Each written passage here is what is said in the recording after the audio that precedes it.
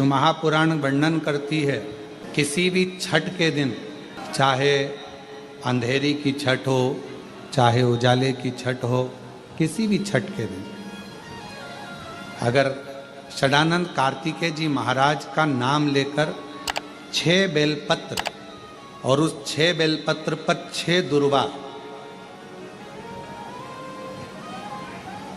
6 पुष्प, 6 अक्षत के दाने रखकर षडानंद कार्तिकेय बाबा के स्मरण कर कर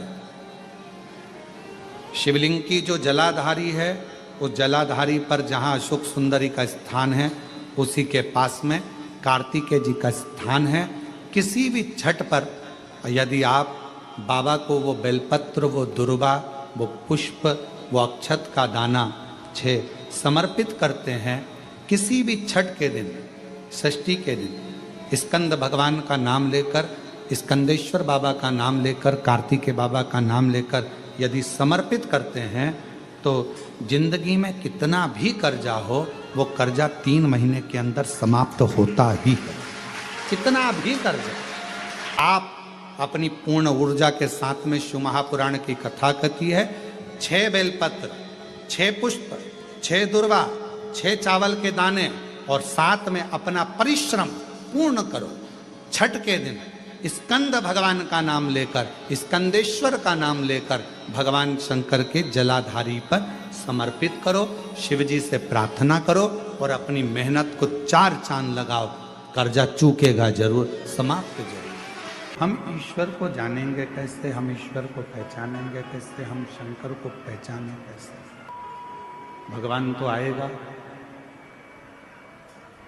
हमारे दुख को मिटाने के लिए, हमारे कष्ट को मिटाने के लिए, हमारी तकलीफों को दूर करने के लिए। पर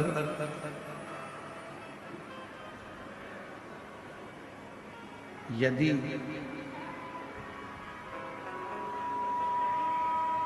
मान लो परमात्मा आ भी जाए तो हम उसको पहचाने कैसे? और यही संवाद रामचरितमानस के अंतर्गत भी आया, यही की है संवाद।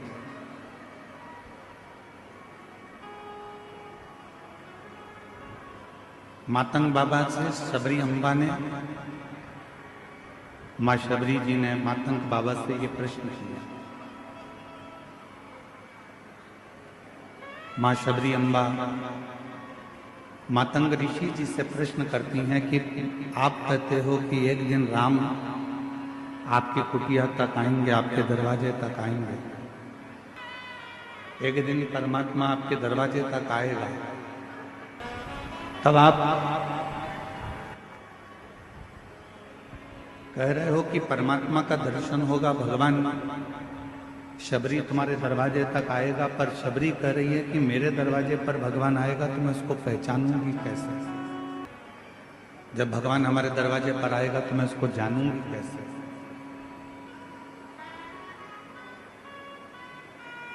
हम उसको पहचान कैसे पाएंगे, हम उसको जान कैसे पाएंगे? तो गुरु मातंग ऋषि ने शब्द कहा, शबरी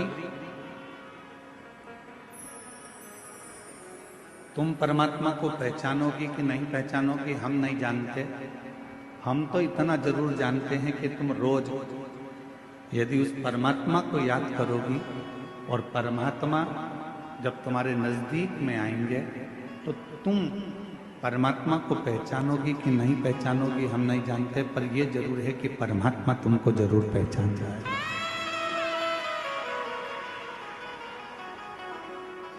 भगवान तुमको जरूर पहचानेगा, परमात्मा तुमको जरूर जान जाएगा।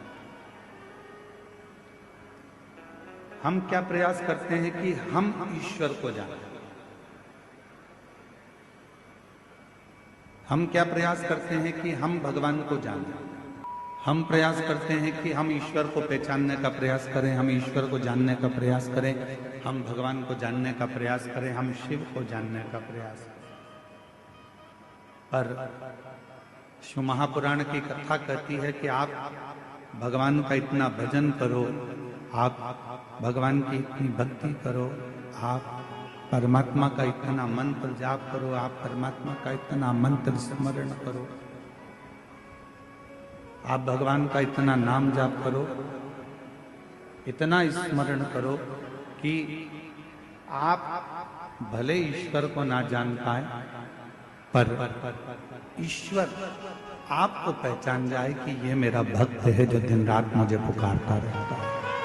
हम ईश्वर को जाने ना जाने पर जब हमारी भगवान शिव के प्रति अविरल भक्ति उत्पन्न हो जाए, जब हमारे भजन का बल बढ़ जाए, तो वो ईश्वर हमको जरूर। जो महापुराण में तो यहाँ तक वर्णन किया गया है कि यदि मार्गशीर्ष मास के आद्रा नक्षत्र के दिन ब्रह्म मुहूर्त से लेकर शाम को प्रदोष काल तक अगर कोई एक बार भी भगवान शंकर के शिवलिंग का दर्शन कर लेता है तो उसकी जिंदगी में उसने कितने भी व्रत करे हो, उपास करे हो, उन व्रतों में, उन उपासों में अगर कोई त्रुटि रह गई है, कोई गलती हो गई, कोई यज्ञ करा, अनुष्ठान करा, साधना करी, तप करा, व्रत करा, दान करा, पुण्य करा, सत्कर्म करा, उसमें अगर कोई त्रुटि रह जाती है,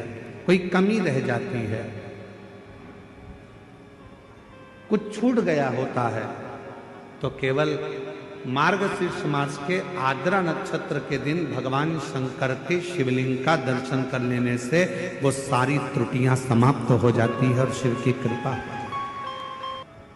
अब कितनी बड़ी कृपा है भगवान शंकर जी की कि ये 5 दिन की जो कथा है 6 तारीख से 10 तारीख तक जो हो रही है 5 दिन की कथा, उसमें बीच में 9 तारीख पड़ रही है और उस 9 तारीख को मेरे शंकर भगवान की प्रथम ज्योति का दर्शन हुआ, शिवलिंग का दर्शन हुआ आद्रा नक्षत्र के दिन भगवान शिव।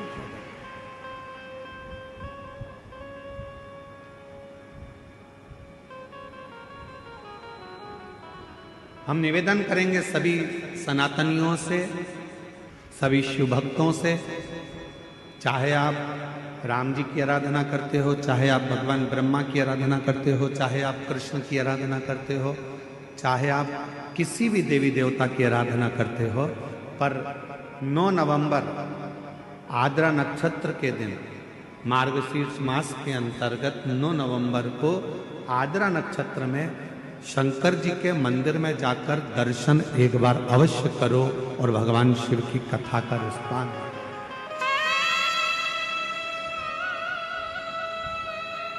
अवश्य।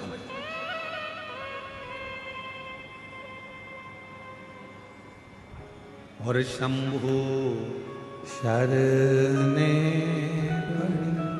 मांगू घड़ी दुख काटो दया कर दर्शन। शिव की आराधना का सुख कहीं ना कहीं भगवान ऐसी कृपा करता है, शिव ऐसी करुणा करते हैं, भगवान शंकर ऐसी दया करते हैं, ऐसी कृपा कर देते हैं कि आपको शिव अपनी ओर खींच लेते हैं। अभी आशीष जी कह रहे थे अपने व्याख्यान में कि गुरुजी ने ये करा है कि सबके गले में, सनातनियों के गले में रुद्राक्ष रहे। हमारा एक लक्ष्य है, सर्वे भवन्तु। कैंसर जैसा रोग इतना बढ़ रहा है, पहले तो इक्का दुक्का कहीं पूरे प्रदेश में 1 या 2 मिलते थे, प्रदेश में, जिले में कहीं एक आध मिल गया तो मिल गया, फिर धीरे धीरे तो इतना बढ़ गया कैंसर जैसा रोग कि जैसे बुखार आ गया। हर 8, 15, 20 घर छोड़कर हर एक गली के अंतर्गत मोहल्ले में कोई ना कोई को सुनने को मिल जाता है कि उनके रिश्तेदार को ये बीमारी हो गई। कौन ने सुनी थी किडनी और लीवर की बीमारियां? पहले के लोग तो कुछ नहीं जानते थे, पर आज के समय में जहां देखो लीवर खराब हो गया, किडनी गड़बड़ हो गई, ये हो गया, वो हो गया। इन बीमारियों से सब ग्रसित है। ऐसा कोई संसार का मनुष्य नहीं है जो बीमारियों से घिरा नहीं है। पर जिसने, और हम फिर कहेंगे कि सीहोर वाले महाराज पर विश्वास भले मत करना, पर शिव पुराण पर, स्कंद पुराण पर विश्वास करना, पढ़ना। उसमें लिखा है शरीर का ऐसा कोई रोग नहीं। शंकर भगवान स्वयं जगत जननी अम्बा को उमा संहिता में कहते हैं, पार्वती मनुष्य देह के अंतर्गत कली काल में शरीर का ऐसा कोई रोग नहीं जिसको मेरे अश्रु से प्रकट हुआ रुद्राक्ष मिटा नहीं सकता। एक मुखी से लेकर 14 मुखी रुद्राक्ष का वर्णन शिव महापुराण में है। एक मुखी से लेकर 16 मुखी तक रुद्राक्ष का वर्णन स्कंद पुराण में है। ऐसा कोई रोग नहीं है जिसका निवारण रुद्राक्ष नहीं करता हो। ये शिव कह रहे हैं, सीहोर वाला महाराज नहीं। शिव महापुराण में भगवान शंकर स्वयं कह रहे हैं, पार्वती धारण करो शरीर पर। शरीर में अगर ज्यादा रोग है तो उसको तांबे के कलश में गलाकर वो जल शिव जी को चढ़ाओ, चढ़ाकर आचमन करो। पूरी दुनिया में केवल एक सीहोर का रुद्राक्ष ऐसा है जिसको रिसर्च सेंटरों में 1000 बार रिसर्च मारा गया है, केवल सीहोर के रुद्राक्ष कि आखिर ऐसा क्या हो रहा है कि इतने पत्र भरे पड़े हुए हैं, लोगों को संतान हो रही है, किसी का किडनी, किसी का लीवर, किसी का थायराइड सब ठीक हो रहा है, किसी का चर्म रोग ठीक हो रहा है।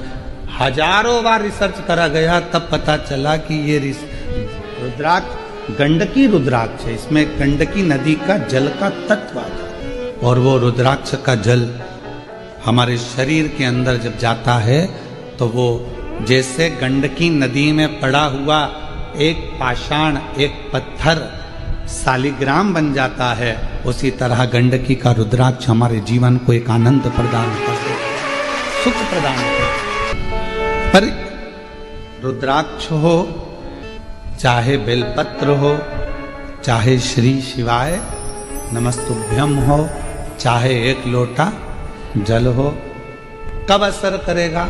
जब आपने उस पर पूर्ण विश्वास कर लिया, भरोसा। एक पत्र है, कथा की शुरुआत में वो पत्र जलगांव के सदाकर है कि सवाकर है, सुधाकर नगर गोदावरी कॉलेज। मेरा नाम मंदा संभाजी पवार है। कहीं बैठी हो तो हाथ हिला सकती हैं। मंदा संभाजी पवार, आप ही आइए। मैं बाबा को प्रणाम करने के लिए आई हूं। गुरुदेव, एक लोटे जल का मेरे बेटे के गले में 2 गठाने थी। वो अस्पताल जाकर हम लोगों ने दिखाया, पुणे भी, नासिक भी, इन सभी अस्पतालों में जांच कराई तो पता चला कि कैंसर की गठान। अब कैंसर की गठान सुनकर दिल तो रो दिया। तब पता चला कि कैंसर की गठान है। इतना तकलीफ हुआ कि बेटे को और गले में 2 कैंसर की गठान। हम पुणे दिखाए, नासिक दिखाए, सब जगह दिखाए। ऑपरेशन ना कराऊं, कुछ ऐसा हो जाए कि मेरा कैंसर ठीक हो जाए। तब एक बहन जी ने बताया कि गुरुजी सीहोर वाले पंडित प्रदीप मिश्रा 9:15 रात्रि का एक उपाय बताते हैं, जो रात को 9:15 पर किया जाता है। और यदि वो उपाय सटीकता से अच्छे से अगर करा तो निश्चित है कि आराम मिलेगा। सीहोर का रुद्राक्ष लाए, 9:15 वाला रात्रि का उपाय करना प्रारंभ करा और बाबा की ऐसी कृपा हुई कि बेटे की गांठ की जांच मुंबई भेज दी गई। और मुंबई से जब जवाब आया तो पूरी गठाने नील थी, बाबा की कृपा से।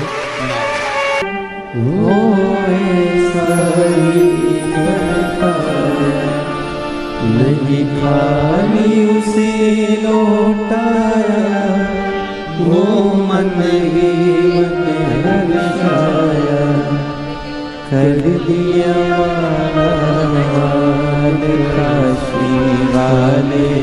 दीदी कह रही हैं, जिस बेटे को हुआ था उसके पिताजी को भी कैंसर हुआ था। और दोनों को डॉक्टर ने ऐसा कैंसर बताया था कि वो ठीक नहीं हो सकते थे, पर दीदी कह रही हैं आज दोनों कैंसर मुक्त हो गए बाबा की ये पार्वती मैया का प्रागट्य हो। माँ जगत जननी जगदम्बा अम्बा पार्वती का प्रागट्य, माँ पार्वती जी का प्रागट्य।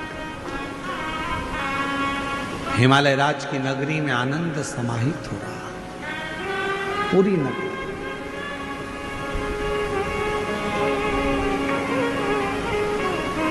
पूरी नगरी